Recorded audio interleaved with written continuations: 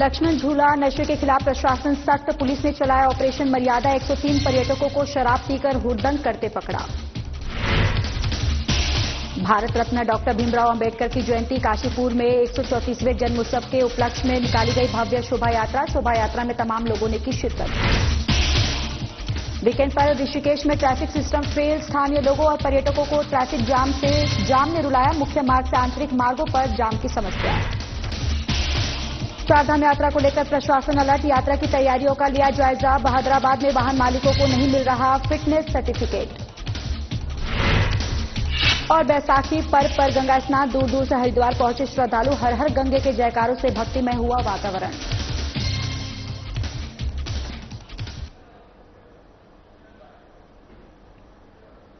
नमस्कार, बहुत स्वागत है आप सभी का। मैं हूं आपके साथ ज्योति यादव। चलिए बुलेटिन की शुरुआत करते हैं। मुख्य सेवक पुष्कर सिंह धामी धर्मनगरी हरिद्वार पहुंचे, जहां सीएम धामी ने महाराजा अग्रसेन अग्रवाल आश्रम ट्रस्ट के 50वां स्थापना दिवस के अवसर पर आयोजित कार्यक्रम में प्रतिभाग किया। कार्यक्रम में सांसद त्रिवेंद्र सिंह रावत, पूर्व सीएम भगत कोश्यारी और विधायक मदन कौशिक भी उपस्थित रहे। और आइए अब आपको सीधे लिए चलते हैं महाराजा अग्रसेन अग्रवाल आश्रम हरिद्वार, जहां सीएम धामी और सांसद त्रिवेंद्र सिंह रावत कार्यक्रम में उपस्थित गणमान्य व्यक्तियों को संबोधित कर रहे हैं।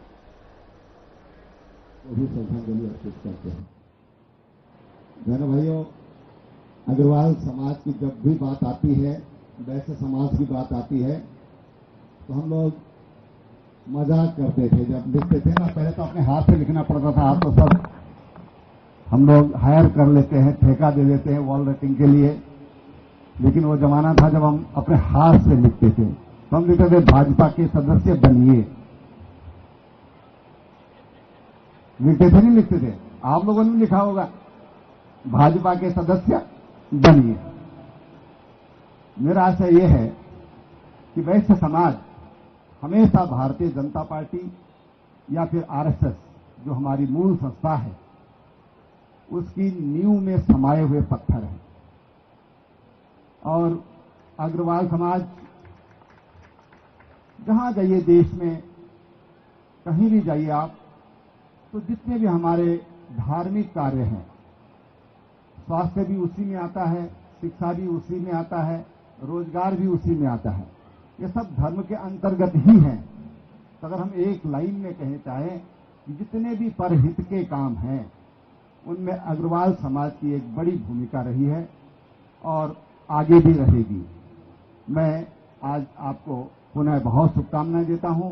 और जब आज यहां पर इस ट्रस्ट की स्वर्ण जयंती मनाई जा रही है, मुझे जब मदन जी बोल रहे थे धर्म संसद की बात, मुझे अचानक याद आया कि इसमें तो मैं भी उस धर्म संसद में आया था। मुझे अचानक याद आई, पहले मैं दिमाग से निकल गई थी बात, लेकिन तब अचानक ध्यान आया कि यहां पर जब धर्म संसद हुई थी, और काफी चर्चित धर्म संसद थी वो, उस धर्म संसद में यहां पर प्रचारक होने के नाते मैं भी उपस्थित हुआ था। तो तमाम स्मृतियां जहां हमारे संगठन किससे जुड़ी हुई हैं, हम लोगों की व्यक्तिगत रूप से भी जुड़ी हुई हैं। ये जो ट्रस्ट के द्वारा जो यहां पर विशाल भवन का निर्माण किया गया है, आज उसकी स्वर्ण जयंती है। हम तो कहते हैं कि इसकी शताब्दी भी मनाएं, हमारी आने वाली जनरेशन भी मनाएं, और सब लोगों को इसी तरह से जोड़ते रहें। बहुत बहुत शुभकामनाएं, बहुत बहुत बधाई, बहुत बहुत धन्यवाद। और मुझे यहां पर आमंत्रित किया। महाराजा अग्रसेन अग्रवाल आश्रम ट्रस्ट के स्वर्ण जयंती समारोह एवं नवनिर्मित भवन के उद्घाटन समाज कार्यक्रम में उपस्थित वैश्य समाज के सभी भाइयों बहनों का मैं अपनी ओर से हृदय से आप सबका स्वागत करता हूं, आप सबका अभिनंदन करता हूं। और एक बड़ी यात्रा सफलतापूर्वक संपन्न हुई है। भाइयों बहनों, आज के इस अवसर पर आप सभी के बीच उपस्थित होकर मुझे अत्यंत प्रसन्नता हो रही है कि अग्रवाल आश्रम ट्रस्ट द्वारा 50 वर्षों से समाज सेवा, धार्मिक जागरण, सांस्कृतिक संरक्षण और मानव कल्याण से जुड़े हुए सभी कार्यों को समर्पित भाव से निरंतर अनवरत रूप से आगे बढ़ाया जा रहा है। मुझे पूरा विश्वास है कि आज जो भवन लोकार्पित हुआ है, जिसका आज शुभारंभ हुआ है, ये भव्य सत्संग भवन और घाट न केवल आध्यात्मिक साधना का एक प्रमुख केंद्र बनेगा, बल्कि सामाजिक एकता को भी पुष्ट करेगा। अत्यंत प्रसन्नता हुई कि ये ट्रस्ट केवल हरिद्वार में नहीं बल्कि वृंदावन में भी एक अत्याधुनिक भवन और सत्संग हॉल का सफल संचालन कर रहा है और अनेक अनेक लोग इसके संचालन में अपना योगदान देते हैं। साथ ही अयोध्या में भी ट्रस्ट द्वारा आधुनिक सुविधाओं से युक्त एक आश्रम का निर्माण कराया जा रहा है। मैं इस सेवा यात्रा से जुड़े ट्रस्ट के सभी पदाधिकारियों को, सहयोगियों को, दानदाताओं को, सभी जो भी इसमें योगदान देने वाले हैं, सभी का मैं साधुवाद देता हूं। भाइयों बहनों, महाराजा अग्रसेन जी द्वारा भारतीय समाज के ऐसे आदर्श नायक थे जिनका संपूर्ण जीवन जनसेवा, सत्कर्म और समाज कल्याण के लिए समर्पित रहा। उन्होंने सदैव समाज हित को प्राथमिकता देते हुए जन कल्याण के लिए कार्य किया। उन्होंने एक ईंट एक रुपया का जो मंत्र दिया वो केवल आर्थिक सहयोग का प्रतीक नहीं था बल्कि सामाजिक एकता, समानता, सामूहिक उत्तरदायित्व, समरसता की भावना का एक जीवंत उदाहरण भी था। उन्हीं के आदर्शों को आधार बनाकर अग्रवाल समाज ने सदैव इसी निष्ठा के साथ, प्रतिबद्धता के साथ समाज सेवा के क्षेत्र में बहुत महत्वपूर्ण भूमिका निभाई है। जैसा अभी आदरणीय कोश्यारी जी ने कहा कि आज नेपाल के अंदर भी जो वहां जिस प्रकार से सेवा के कार्यों को आगे बढ़ाने का काम हो रहा है वो अत्यंत ही अनुकरणीय और उदाहरणीय है। अग्रवाल समाज ने प्रत्येक संकट में, चाहे वो कोविड का समय हो, केदारनाथ त्रासदी हो या कोई और आपदा हो, हमेशा आगे बढ़ चढ़कर काम किया है। और मैं अभी पिछले दिनों एक व्यापारियों के किसी कार्यक्रम में था तो मैं कह रहा था कि पूरी दुनिया के अंदर जब कोविड भयंकर चुनौती थी, उस कोविड के चुनौतीपूर्ण काल में भारत के अंदर सबसे जल्दी इस कोविड महामारी में नियंत्रण पाया गया और जहां पर जैसी आवश्यकता थी उन आवश्यकताओं की पूर्ति की गई। तो उसमें जानते हैं सबसे बड़ा योगदान किसका था? एक बड़ा योगदान था कि हमारी देश की सरकार ने आदरणीय प्रधानमंत्री मोदी जी के नेतृत्व में दो स्वदेशी वैक्सीन बनाई, दुनिया के दूसरे देशों को वैक्सीन दी, अनेक प्रकार के अवस्थापना स्ट्रक्चर स्वास्थ्य के क्षेत्र में बनाए गए। लेकिन उतना ही महत्वपूर्ण था कि हमारे सभी व्यापारी बंधुओं ने, व्यापार समूह के, उद्योग समूह के, विभिन्न संस्थानों को संचालित करने वाले, वो सारे के सारे आगे आकर उन्होंने जहां पर कम वहां हम ऐसे मंत्र के साथ इस कोविड महामारी में अपना योगदान दिया। इसलिए पूरी दुनिया के अंदर कम संसाधन हो। पुलिस कप्तान लोकेश्वर सिंह के निर्देश पर लक्ष्मण झूला थाना क्षेत्र अंतर्गत एक बार फिर शराब पीकर हुड़दंग करने वालों के खिलाफ ऑपरेशन मर्यादा चलाया गया। इस दौरान पुलिस टीम ने अलग अलग गंगा घाट और सार्वजनिक स्थानों पर चेकिंग अभियान चलाया, जिसमें दर्जन भर से अधिक पर्यटक शराब पीकर हुड़दंग करते हुए पकड़े गए। थाना प्रभारी संतोष पैथवाल ने बताया कि पिछले 15 दिनों से चलाए जा रहे इस अभियान के तहत अभी तक 103 पर्यटकों को शराब पीकर हुड़दंग करते हुए पकड़ा गया है, जिनके खिलाफ कानूनी कार्रवाई भी की गई है और 28,500 का जुर्माना भी वसूला गया है। पुलिस कप्तान लोकेश्वर सिंह के निर्देश पर यह अभियान लगातार जारी रहेगा, जिससे सार्वजनिक स्थान और गंगा घाटों की मर्यादा बनी रहे। थाना प्रभारी ने पर्यटकों से ऑपरेशन मर्यादा का ख्याल रखने की अपील की है।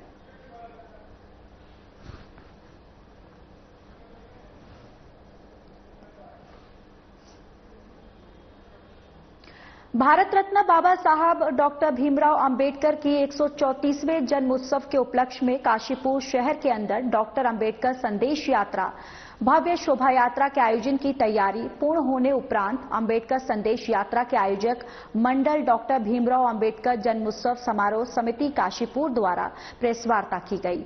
अंबेडकर संदेश यात्रा के संस्थापक जितेंद्र देवांतक ने कहा है कि बाबा साहब डॉक्टर भीमराव अंबेडकर आधुनिक भारत के महामानव के रूप में विश्व पटल पर स्थापित हुई है। लेकिन हमारे देश में योग्यता से पहले जाति से पहचान होती है और यही कारण है कि बाबा साहब डॉक्टर भीमराव अंबेडकर जी, जिन्होंने भारत को एक ऐसा संविधान दिया है जो आज 75 साल के बाद भी भारत की जनता को हर संभव सहायता प्रदान कर रहा है। इस संदेश यात्रा का उद्देश्य बाबा साहब डॉक्टर भीमराव अंबेडकर के संदेशों को देश के हर नागरिक तक पहुंचाना है। यह शोभा यात्रा काशीपुर नगर में एक अलग संदेश देकर जाएगी और इसमें लगभग 2 दर्जन झांकियां के माध्यम से वांछित शोषितों की आवाज उठाने वाले महापुरुषों और विशेषकर बाबा साहब अंबेडकर के चित्रों के साथ उनके संदेश कार्यक्रम का मुख्य आकर्षक रहेगा।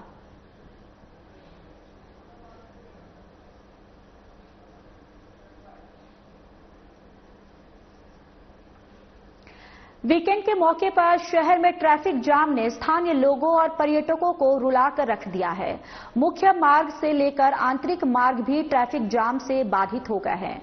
पर्यटकों को भी नेपाली फार्म से भनियावाला, जॉलीग्रांट से रानी पोखरी होते हुए नरेंद्र नगर से भद्रकाली भेजा जा रहा है।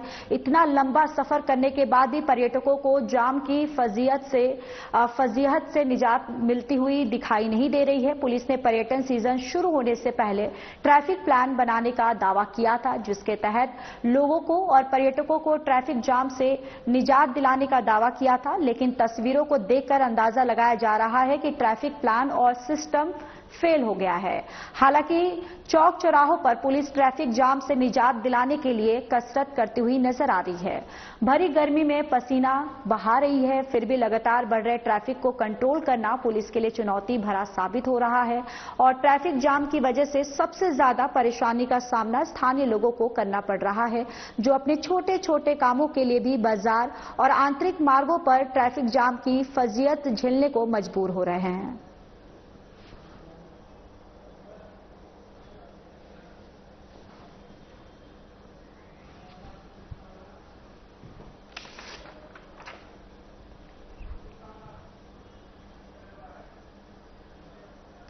चलिए खबरों में आगे बढ़ते हैं। आपको बताते चले कि चारधाम यात्रा को लेकर प्रशासन पूरी तरह से अलर्ट हो गया है। आपको बताते चले कि चारधाम यात्रा को लेकर प्रशासन अलर्ट। यात्रा के दौरान होने वाली ठगी से बचने के लिए लोगों को किया जा रहा जागरूक। सोशल मीडिया के जरिए भी लोगों को किया जा रहा जागरूक। यात्रियों को हेलीकॉप्टर टिकट बुकिंग के नाम पर ठग रहे साइबर अपराधी। ठगी से बचने के लिए रुद्रप्रयाग पुलिस ने तैयार किया जागरूकता वीडियो। केदारनाथ यात्रा में हेली सेवा टिकट के लिए साइबर ठगों से रहे हैं सावधान, यानी कि साइबर ठगों से सावधान रहें और केदारनाथ हेली सेवा बुक करने के नाम पर लोगों से ठग रहे हजारों रुपये। कई सालों से चल रहा चारधाम यात्रा में हेली सेवा के नाम पर ठगी का खेल। इस बार ठगों पर रहेगी साइबर सेल की कड़ी नजर। साइबर एक्सपर्ट फर्जी वेबसाइट्स की कर रहा जांच। यात्रा सीजन के दौरान उनकी गतिविधियों पर रख रहा नजर। तो यात्रा आपको बताते चले कि चारधाम यात्रा को लेकर प्रशासन अलर्ट है। यात्रा के दौरान होने वाली ठगी से बचने के लिए लोगों को किया जा रहा जागरूक। सोशल मीडिया के जरिए लोगों को किया जा रहा जागरूक। यात्रियों को हेलीकॉप्टर टिकट बुकिंग के नाम पर ठग रहे साइबर अपराधी।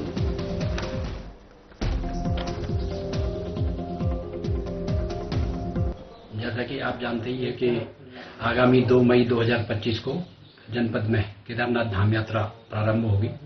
इसके लिए हेलीकॉप्टर टिकटों की बुकिंग के लिए 8 अप्रैल को साइट खुली थी IRCTC की, जिसके कि सारे टिकट्स पहले महीने यानी 2 मई से 31 मई तक के लिए टिकटें फिलहाल बुक हो चुकी हैं।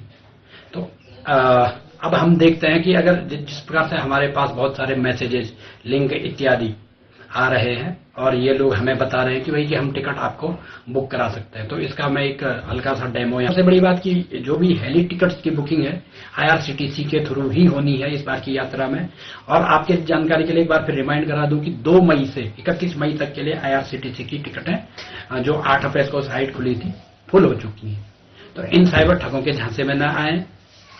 मालूम चलता है कि आपके साथ ठगी हो गई है तो तत्काल नजदीकी पुलिस स्टेशन या फिर 1930 पर कॉल करें।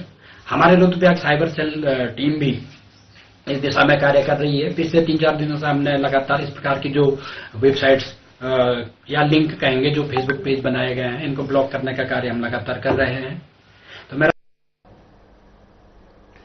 चारधाम यात्रा शुरू होने को है और वही यात्रा की तैयारियों को हर जगह जायजा लिया जा रहा है और मगर हरिद्वार के बहादुराबाद परिवहन विभाग से एक बड़ी लापरवाही की खबर सामने आई है। बताया जा रहा है कि पिछले 10 दिनों से फिटनेस सर्टिफिकेट के लिए आए वाहन मालिकों को सिस्टम डाउन होने के हवाला देकर लौटाया जा रहा है, जबकि दलालों के जरिए फिटनेस सर्टिफिकेट आसानी से जारी हो रहे हैं, वो भी तय शुल्क से 3 गुना कीमत पर। सोशल मीडिया पर वायरल हो रहे एक वीडियो में एक दलाल परिवहन विभाग के अधिकारी शैलेंद्र सिंह का नाम लेकर आपको बताते चले कि 4,500 रुपये वसूलने की बात कह रहा है और आपको ये भी बताते चले कि फिटनेस सर्टिफिकेट वाहन का महत्वपूर्ण कागज माना जाता है।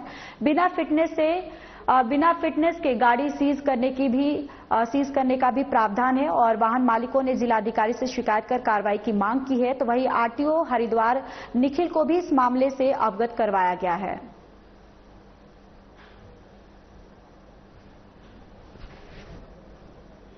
फिटनेस कराने के लिए बहादुराबाद आरटीओ ऑफिस गया था, जहाँ पर दलालों द्वारा वहाँ 5-5 हजार रुपए हमसे मांगे जा रहे हैं दलाली के लिए कि गाड़ी की फिटनेस करने के लिए 5-5 हजार रुपए की रिश्वत मांगी जा रही है और शैलेंद्र सिंह वहाँ पर जो अधिकारी है उनका नाम लेके वो लोग वहाँ पर रिश्वत मांग रहे हैं। आते तो यही है कि हमारी गाड़ियों की फिटनेस हो और जो सरकारी रेट है, जिस रेट से पर्ची कट रही है उस रेट पे हमारी फिटनेस की जाए गाड़ियों की। तो 3-3, 4-4 हजार, 5-5 हजार रुपए एक्स्ट्रा मांगे जा रहे हैं। ये किस बात के मांगे जा रहे हैं?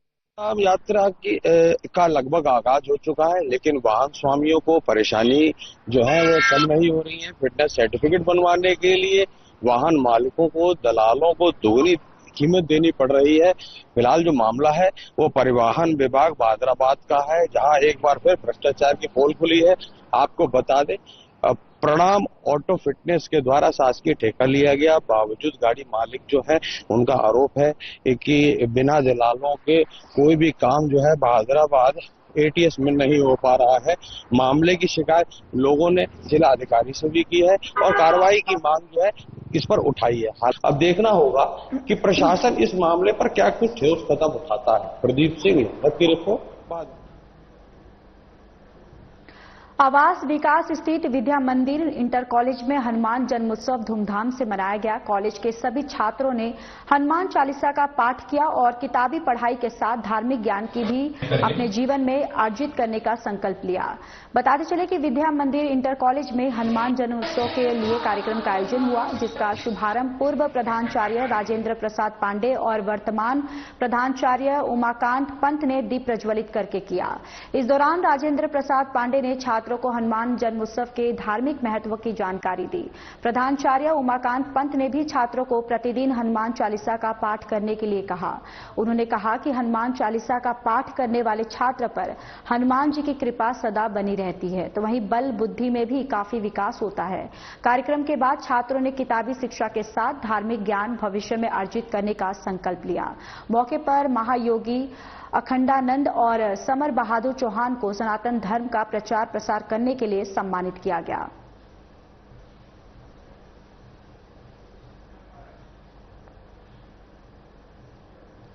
बैसाखी पर्व पर गंगा स्नान करने के लिए दूर दूर से श्रद्धालु हरिद्वार पहुंच रहे हैं। श्रद्धालुओं ने हर की पौड़ी समेत अन्य गंगा घाटों में आस्था की डुबकी लगाई। गंगा घाटों पर हर हर गंगे के जयकारों से वातावरण भक्तिमय हो गया। श्रद्धालुओं ने गंगा घाटों में पूर्वजों की आत्मा की शांति के लिए यहां पर आपको बताते चले कि तर्पण किया और साथ ही देश और समाज की समृद्धि की कामना की। आपको ये भी बताते चले कि प्रशासन ने भी स्नान की तैयारियों को लेकर व्यापक इंतजाम किए। शहर में स्नान संपन्न होने तक भारी वाहनों के प्रवेश को वर्जित किया गया। बैसाखी के चलते मेला क्षेत्र को 4 सुपर जोन, 13 जोन और 40 सेक्टर में बांटा गया। कंट्रोल रूम में सीसीटीवी कैमरे के माध्यम से मेले क्षेत्र पर नजर रखी जा रही है। पुलिस सादे कपड़ों में मेले क्षेत्र पर नजर बनाए हुए है। बीडीएस और डॉग स्क्वाड निरंतर मेला क्षेत्र में सक्रिय रहकर मेला क्षेत्र की निगरानी कर रहे हैं।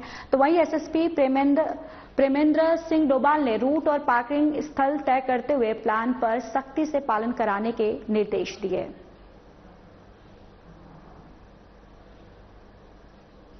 मातृ तृप्त हो जाती है यहाँ पे आके। आपको ऐसा लगता है कि आप पवित्र हो गए हो। बहुत सुख मिलता है, बहुत सुख मिलता है, बहुत उत्साह। आप भीड़ देख लो, कितनी भीड़ है। सुबह 4 बजे से 3 बजे से उठ के रात को गंगा घाट पे यही सोए हैं लोग। बहुत उत्साह है, बहुत। मन में स्नान करते हुए ये आ रहा है कि यही बस जाए। वो तो मन की इच्छा है, बस गंगा मैया ऐसे ही हर समय बुलाती रहे और हर समय आरती के लिए, स्नान के लिए आते रहे। चलिए अब खबरों में बात कर लेते हैं नैनीताल की, जहां पर गंगा किनारे अवैध निर्माण पर आपको बताते चले कि गंगा किनारे बन रहे अवैध निर्माण को लेकर उच्च न्यायालय में एक और याचिका दायर। गंगा किनारे बन रहे अवैध निर्माण को लेकर उच्च न्यायालय सख्त। उच्च न्यायालय की डबल बेंच ने एमडीडीए को लगाई कड़ी फटकार। उच्च न्यायालय ने एमडीडीए को 15 अप्रैल तक स्थिति स्पष्ट करने को कहा। अवैध निर्माणों पर एमडीडीए को लगातार लग रही है उच्च न्यायालय की फटकार। उच्च न्यायालय की फटकार के बाद सीएम धामी का डीसी बंशीधर तिवारी को कड़ा संदेश। सीएम के कड़े संदेश के बाद डीसी तिवारी ने सहायक अभियंता को लगाई फटकार। उच्च न्यायालय के कड़े निर्देश के बाद डीसी तिवारी ने अधिकारियों को किसी के भी दबाव में न आने को कहा। अवैध निर्माणों पर किसी मंत्री, विधायक और संतरी की ना सुनी जाए। हाईकोर्ट में हमें उपस्थित होकर देना पड़ता है जवाब, डीसी तिवारी ने कहा। हाईकोर्ट के सख्त निर्देश और एमडीडीए के नियमों का करे अनुपालन। अवैध निर्माणों पर लगातार डल रही जनहित याचिकाओं से एमडीडीए परेशान। नदी और गंगा तट किनारे बन रहे अवैध निर्माणों पर अब हो सकती है बड़ी कार्रवाइयां। एमडीडीए से मानचित्र स्वीकृत कराकर ही करे निर्माण। सचिन मोहन सिंह बनिया ने कहा, एमडीडीए से बिना स्वीकृत मानचित्र के निर्माण हुआ तो होगी बड़ी कार्रवाइयां। तो गंगा किनारे बन रहे अवैध निर्माण को लेकर उच्च न्यायालय में एक और याचिका दायर की गई है। गंगा किनारे बन रहे अवैध निर्माण को लेकर उच्च न्यायालय सख्त।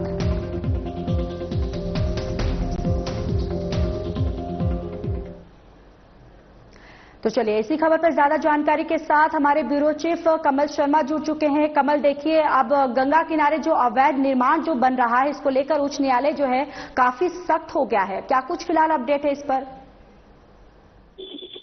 हाँ ज्योति, कहें तो लगातार हम देख रहे हैं कि जब से चीफ जस्टिस के नरेंद्र यहाँ पर आए हैं तब से हम देख रहे हैं कहीं ना कहीं अवैध निर्माणों को लेकर बड़ी सख्त दिखाई दे रहे हैं। और वही हम देख रहे हैं कि लगातार जनहित याचिकाएं भी लग रही हैं। अभी पीछे एक आवास विकास से जनहित याचिका लगी थी, उसमें एमडीडी की बहुत बड़ी किरकिरी और उसने एमडीडी को सबसे क्रद डिपार्टमेंट बताया। उन्होंने कहा कि बड़े रसूखदारों से पैसे लेके कार्रवाई नहीं की जाती सेवा शुल्क लेके, बल्कि छोटे छोटों को परेशान किया जाता। तो उसकी भी 16 तारीख को जवाब देना है, यहाँ पर शपथ पत्र देना है एमडीडीए में। और उसके बाद एक याचिका और लग गई है जिसका 15 तारीख को फिर दोबारा यहाँ पर सुनवाई होनी है। तो पूरी स्पष्ट जानकारी यथास्थिति जो है वो बतानी है। तो कुल मिला के अब गंगा के किनारे जितने अवैध निर्माण हो रहे हैं उसको लेकर अब बहुत सख्त इस माननीय उच्च न्यायालय ने दी है। और जिसको लेकर आप कहें ना, पहले अब विभाग भी जो एमडीडी विभाग है वो आवास के अंतर्गत आता था और जो आवास डिपार्टमेंट है माननीय मुख्यमंत्री जी के पास है। तो ये विभाग की किरकिरी हो रही है बड़ी चीजों को लेकर। तो इसमें मुख्यमंत्री भी सख्त दिखाई दिए। उन्होंने एमडीडी डीसी को बहुत सख्त हिदायत दी है कि इस प्रकार की बातें क्या निकल कर आ रही हैं कि जहां मामले उच्च न्यायालय में किरकिरी हो रही है। तो जब उन्होंने बंशीधर को फटकार लगाई तो बंशीधर ने सभी सहायक अभियंताओं को बुलाया लगाया गया कि भैया इसको जितने भी अवैध निर्माण आ रहे हैं कड़ाई से पालन कीजिए मायने हार्ड कोर्ट के निर्णय का। और साथ ही जो शिकायतें आ रही हैं और जो एमडीडी का जो संविधान है उसके अनुसार यहाँ कार्रवाई करो, अनुपालन किया जा सके। जिसको लेकर लगातार अब हम देख रहे हैं कि कहीं ना कहीं बड़ी कार्रवाइयां देखने को मिल सकती है। पर सबसे बड़ी बात है माननीय उच्च न्यायालय के हत्या के बाद ऐसा क्यों हो रहा है, एमडीडी क्यों नहीं कर पा रहा जो एमडीडी को इतनी फटकार पड़ रही है। तो अब यही हम देख रहे हैं कि लगातार निर्माण हो रहे हैं अब। और ये भी सबसे तय हुआ है कि कोई विधायक, कोई मंत्री हो, चाहे कोई किसको तो बड़ा रसूखदार आदमी हो, अब वो भी लोग बख्शे नहीं जाएंगे और उनकी किसी प्रकार की सिफारिश अवैध निर्माणों पर नहीं हो जाएगी। हम देख रहे हैं बिना मानचित्र के भी नक्शे लोग निर्माण कर रहे हैं। और उसके बाद हम ये चीज देख रहे हैं थोड़ा सा नक्शा पास कराया और गंगा नदी के किनारे लगातार बिल्डिंगें बनती जा रही हैं। तो इसको लेकर एनजीटी सख्त है ही यही है। साथ में हम बताया जा रहा है कि भी और जनहित याचिकाएं डलने वाली हैं और एनजीटी में शिकायत होने वाली है। तो इसको लेकर लगातार अब एनजीटी, मुझे लगता है कि जिस हिसाब से फटकार पड़ रही है और माननीय मुख्यमंत्री जी के पास डिपार्टमेंट है, उन्होंने सख्त निर्देश दिया है। कहीं ना कहीं विभाग की बदनामी हो रही है, क्योंकि माननीय उच्च न्यायालय स्पष्ट रूप से कहा है कि कहीं ना कहीं जिस प्रकार से रसूखदारों पर कार्रवाई नहीं हो रही, निवारण किए जा रहे हैं, तो उसको लेकर बड़ी तीखी टिप्पणी एमडीडी के खिलाफ की गई है। तो मुझे लगता है कि अब कोई सिफारिश नहीं चले, कुछ नहीं चलेगा और बहुत जल्दी कुछ दिनों में बड़ी कार्रवाइयां दिखती हुई नजर आएंगी। बिल्कुल कमल, जिस तरीके से आप बता रहे कि लगातार उच्च न्यायालय जो है अपनी पूरी नजर इस पर बनाए हुए रखा है, लगातार फटकार भी लगाई जा रही है और वहीं मुख्यमंत्री पुष्कर सिंह धामी की तरफ से भी सख्त निर्देश जो है वो दे दिए गए हैं और लगातार कार्रवाई जो है वो भी की जा रही है। बहुत बहुत धन्यवाद कमल, सारी जानकारी हम तक और हमारे दर्शकों तक साझा करने के लिए। फिलहाल इस बुलेटिन में इतना ही। बाकी देश और दुनिया की तमाम बड़ी खबरों के लिए जुड़े रहिए हमारे साथ। नमस्कार।